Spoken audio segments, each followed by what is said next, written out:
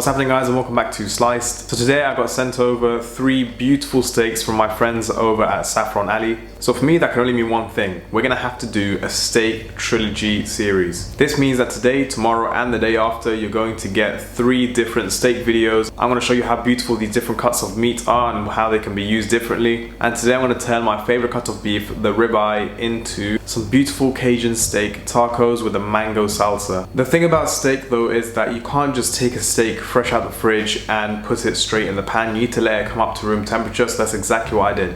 So I left that steak out just to rest so that it can come up to room temperature so that the inside will cook nice and evenly. So yeah, while the ribeye is resting, what I've done is I've started to make our salsa in the process. Very simple, and you can chop and change the ingredients however you want. This salsa will make enough for about, say, 4 steaks. So just adjust the recipe accordingly based on how many steaks that you've got. Whenever I'm chopping stuff, I always go from cleanest to messiest. You don't want to start with like the mango or the tomatoes and have your chopping board go all wet and then try and chop something dry on it. No, it's a lot easier if you work dry to wet. What I'm going to do to start with is I'm going to take 2 red chilies. I'm going to take the tops off and slice them in half. Then I'm going to cut thin ribbons out of it and just chop it nice and finely. I don't want huge chunks of chili, but I want that heat to go through the entire salsa very delicately and nicely. Next up, we have our sweet red peppers. What we're gonna do is make sort of 3 cuts going around the whole pepper and take those 3 large pieces,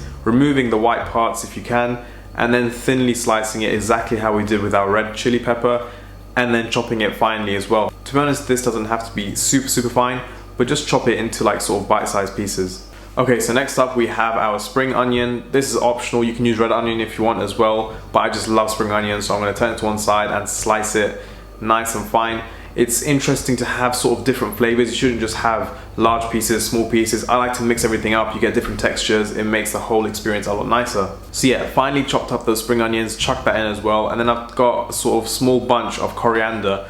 What I'm going to do is remove the elastic band that's keeping it all together. You don't want to get that inside, and roll it up nice and tight, including the stalks. I know it sounds a bit weird, but trust me, the stalks have a lot of flavor.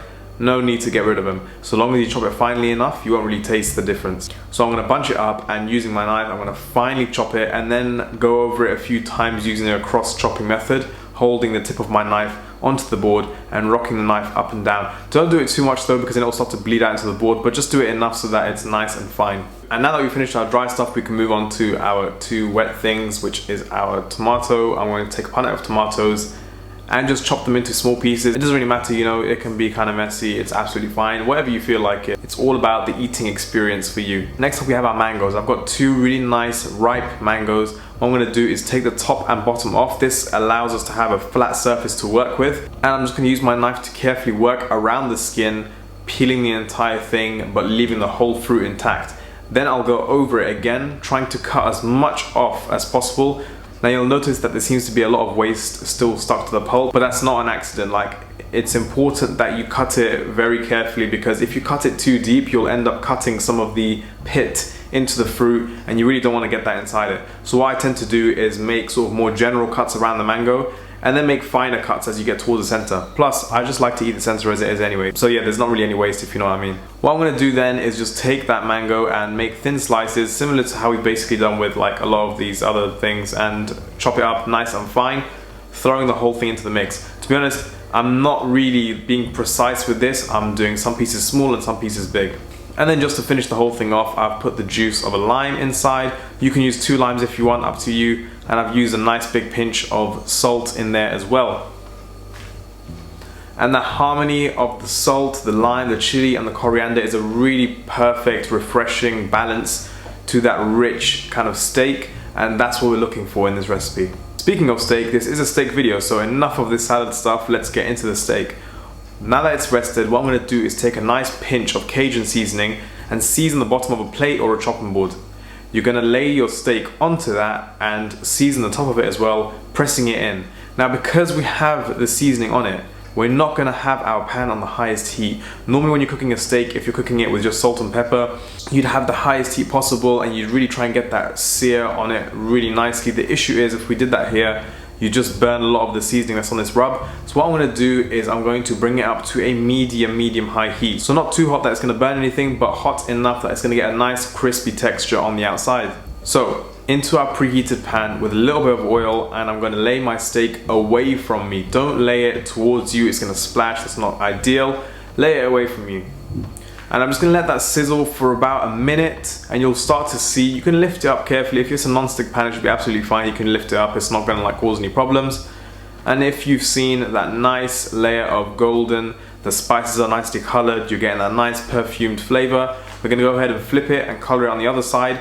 And once you've done that, I'm going to add in a large knob of butter along with 2 crushed cloves of garlic, and we're going to baste that steak. So it's tricky for me to kind of just tell you how it should be done. For a steak this size, I like it medium rare, so I went and basted it for about 3 to 4 minutes. Just add on a minute the more you want it done, so I'd say like 5 to 6 minutes for a medium steak, you know, about 6-minute mark for medium well, and then take it to 7 or 8 minutes of basting if you wanted it more to the sort of well done side of things.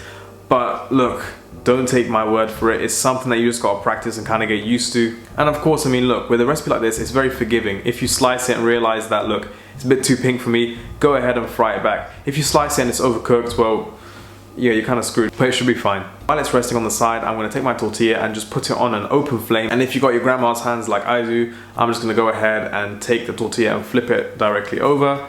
Getting those nice charred marks, that's going to give a lot of flavor. It's going to make it really nice and crispy and toasty. And now once our steak has rested for at least 5 to 10 minutes, I'm going to slice it up real nice and just showing you that beautiful cross section. I know some of you are going to be in the comments like, oh my god, it's alive. It's perfect like that, trust me. You want to get the maximum flavor out of your steak, you shouldn't cook it past a medium, in my opinion. And so to plate this whole thing up, I'm going to lay my 2 tortillas on a plate, put loads of my salsa on the bottom, and then decorate my steak on top. If you're serving this to someone, you definitely want them to be able to see the beautiful steak that you've cooked. You should be proud of it, man. It's something that you've worked hard for. It's a labor of love, and it's going to be absolutely beautiful. Once you see this, it's going to make you want to say, Lord have mercy. Again, big shout out to Saffron Ali. A lot of people always ask me where I get halal steaks from. This is a perfect source. It's reliable. They're really good people, so go ahead and check them out. I'll leave some links or whatever in the description below. But otherwise, stay tuned. Follow me on my socials at slice_YT on Instagram, Twitter, Facebook, TikTok, and everything. I post a lot more stuff on there than I just do on YouTube, so go ahead and check me out. If you're not there, you're missing out. I'll see you next time. Bye.